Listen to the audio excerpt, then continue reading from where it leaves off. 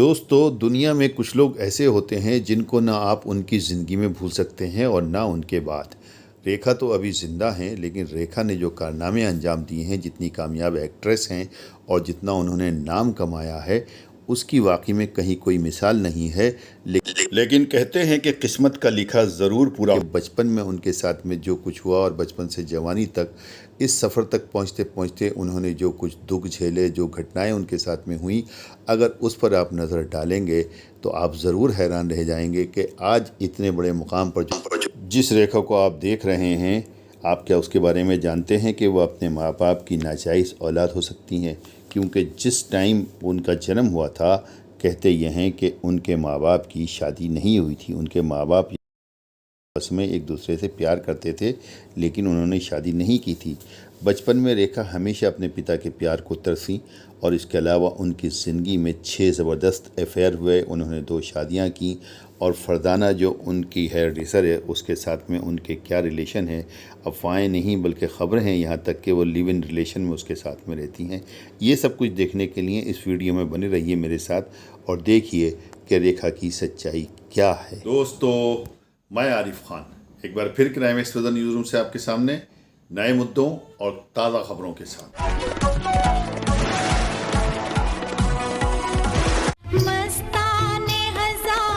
बॉलीवुड की वो अभिनेत्री जिनका नाम 80 के दशक की तमाम एक्ट्रेसेस में सबसे ऊपर लिया जाता था और जिनकी अभिनय क्षमता की कायल पूरी दुनिया रही।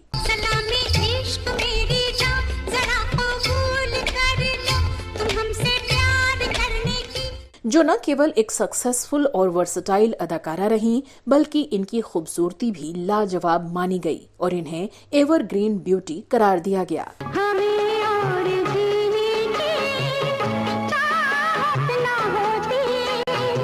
जिन्होंने हिंदी सिनेमा में महिला प्रधान कमर्शियल फिल्में करने की शुरुआत की और एक मजबूत एक्ट्रेस के तौर पर फीमेल सुपरस्टार का दर्जा हासिल किया। जिंदगी के जिस रास्ते पर मैं चल पड़ी हूँ, उस पर मुझे अकेले ही चलना होगा। मेरा कोई हमसफर नहीं बन सकता। लेकिन क्या आप जानते हैं कि इस अनमैच्ड सुपरस्टार अभिनेत्री रेखा का पूरा जीवन विवादों से घिरा रहा। मुझे बड़ा बनने का कोई शौक नहीं है, बड़े आप हैं। संभालिए इन सब की जिम्मेदारियां, रहिए इस कमरे में, खाइए इस पंखे की हवा। मेरा भी जीने को जी चाहता है। बेबसी के रास्तों पर मेरी अपनी जिंदगी गुम हो गई और मैंने कभी रुककर उसे खोजने की कोशिश तक नहीं की। और आज भी न्यूज चैनल्स और अखबार इनसे जुड़ी सैकड़ों खबरों से पटे रहते हैं। कैसी पहेली है ये, कैसी पहेली जिंदगानी। क्या आपको पता है कि ये अपने पिता की गैर कानूनी संतान थीं और साउथ के फिल्मों के सुपरस्टार इनके पिता इनसे कभी सीधे मुंह बात तक नहीं करते थे। हम भूल गए रे हर बात, मगर तेरा प्यार नहीं। और क्या आप यकीन करेंगे कि फिल्मी करियर के दौरान बॉलीवुड के 6 जाने माने दिग्गज अभिनेता इनके बॉयफ्रेंड रहे। इनके अलावा भी इन्होंने 2 शादियां की और फिर अपनी एक फीमेल मेकअप आर्टिस्ट के साथ इनके लिव इन रिलेशन में रहने की खबरों ने सबको चौंका कर रख दिया।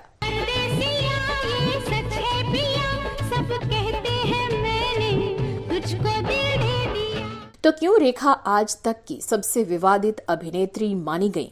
क्यों विधवा होने के बाद भी ये अपनी मांग में सिंदूर सजाती रहीं? और क्यों आज भी इनकी जिंदगी और इनका बंगला एक रहस्य बना हुआ है? नहीं बनती किसी की बीवी विधि। तुझे तो दूसरों के मामलों में टांग अड़ाने की आदत पड़ गई है। अरे टांग नहीं अड़ा रहा हूँ, किसी का घर बसा रहा हूँ। दोस्तों, फिल्मों से लेकर राज्यसभा तक का सफर तय करने वाली अभिनेत्री रेखा हमेशा एक जिंदा दिल और हसीन शख्सियत मानी गई। लेकिन इनकी पर्सनल लाइफ हमेशा ही विवादित, रहस्यमयी और तकलीफों से भरी रही। बचपन में पिता के प्यार को तरसी, पढ़ने लिखने की उम्र में इकोनॉमिक क्राइसिस को झेलते हुए काम करने के लिए मजबूर कर दी गईं और पूरी जिंदगी एक सच्चे साथी की राह देखते बीत गई। और अब उम्र के इस पड़ाव में ये अकेलेपन के साए में जी रही। इतनी कीमत पे तो मैं सिकंदर की तस्वीर भी न बेचूं, और अब सिकंदर खरीदने आए हैं। रेखा का जन्म 10 अक्टूबर 1954 को चेन्नई में हुआ था। ये एक ब्राह्मण थीं जो आधी तमिल और आधी तेलुगु थीं। इनके पिता तमिल अभिनेता जैमिनी गणेशन और माता तेलुगु अभिनेत्री पुष्पवल्ली थीं। रेखा के जन्म के समय इनके माता पिता शादीशुदा नहीं थे और पहले से ही उनकी पत्नी और बच्चे भी मौजूद थे। जाहिर है इसलिए रेखा अपने माता पिता की लीगल संतान नहीं कहलाईं और इसको लेकर हमेशा विवाद होते रहे। हम गरीब लोग हैं, बड़े घर में रहना भले ही न जाने, अच्छे कपड़े पहना भले ही न जाने, पर इज्जत से रहना जरूर जानते हैं। बहन, एक सौतेला भाई और 5 सौतेली बहनें भी थीं। रेखा को कभी भी अपने पिता का प्यार नसीब नहीं हुआ, यहाँ तक कि बचपन में वो इनकी तरफ देखते तक नहीं थे। Ever have a chance? No, never. Or was it that it wasn't your mother's wish or your father's No, wish? I never had a chance. He didn't stop to come and talk to you? No, I didn't think he noticed me. रेखा की मां ने चेन्नई के popular church park convent school से इनकी शुरुआती पढ़ाई लिखाई करवाई, लेकिन ये पढ़ाई पूरी नहीं हो सकी। माँ बाप का प्रोफेशन होने के बावजूद रेखा को एक्टिंग में बिल्कुल इंटरेस्ट नहीं था। मैं नहीं चाहती थी कि मैं कभी एक्ट्रेस बनूं। मैं कभी नहीं चाहती थी कि मैं एक्ट्रेस बनूं। लेकिन फिर भी परिवार की आर्थिक स्थिति ठीक ना होने की वजह से इनकी मां ने बिना इनकी मर्जी के इन्हें फिल्मों में काम करने को मजबूर किया और इनकी पढ़ाई छुड़वा दी। रेखा के पास कोई चारा नहीं था, इसलिए बुझे मन से इन्होंने फिल्मों में काम करना शुरू किया। 3 साल की उम्र से मैं काम कर रही हूँ। फिर बम्बई कब आई? बम्बई जब मैं 13 साल की थी। ये साल 1966 था जब बाल कलाकार के तौर पर तेलुगु फिल्म रंगुला रतलाम में रेखा ने काम किया, जिसमें इनकी मां ने इन्हें काम दिलवाया था। इस फिल्म की कास्टिंग में रेखा का नाम बेबी भानु रेखा लिखा गया। 1969 में हीरोइन के रूप में रेखा की अगली Kannada film I operation jackpot. Film hit रही और इसके बाद इन्हें पहली हिंदी फिल्म मिली, लेकिन करियर की शुरुआत में ही इन्हें एक ऐसी घटना का सामना करना पड़ा जिसने पुरुष प्रधान फिल्मी दुनिया से इन्हें रूबरू कराया। इसकी गई। इसके कुछ महीने बाद फिल्म मेकर मोहन सहगल ने रेखा को अपनी फिल्म सावन भादो में कास्ट किया, जो कि रेखा की पहली हिंदी फिल्म कहलाई।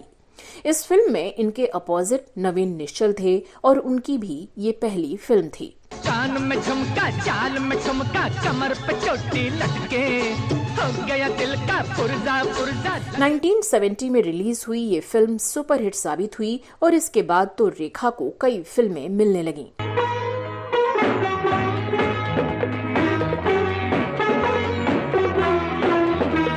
इस फिल्म में काम करने के दौरान रेखा और नवीन निश्चल करीब आ गए और तब की फिल्मी मैगजीन्स में इनके अफेयर की खबरें छपने लगी। रेखा की जिंदगी में जिस अगले शख्स की एंट्री हुई वो थे एक्टर जितेंद्र। हालांकि वो पहले से ही अपनी गर्लफ्रेंड शोभा कपूर के साथ रिश्ते में थे, लेकिन शोभा तब अपनी जॉब की वजह से विदेश में ज्यादा रहती थी और जितेंद्र ने इसी का फायदा उठाया। मैं तुम में समा जाऊं, तुम मुझ में समा। 1972 में बीएन घोष ने इन दोनों को लेकर एक फिल्म बनाई, एक बेचारा।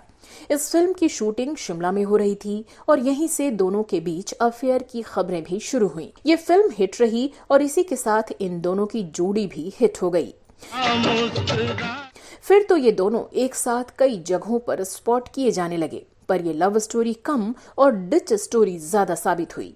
दरअसल दिलफेक जितेंद्र भले ही रेखा के साथ रोमांस कर रहे थे, पर वो अपनी गर्लफ्रेंड शोभा को छोड़ने के लिए तैयार नहीं थे। इसी बात को लेकर रेखा और जितेंद्र के बीच अक्सर झगड़े होने लगे। देखो मुझे गुस्सा मत दिलाओ शशि। तुम समझते क्या है अपने आप को?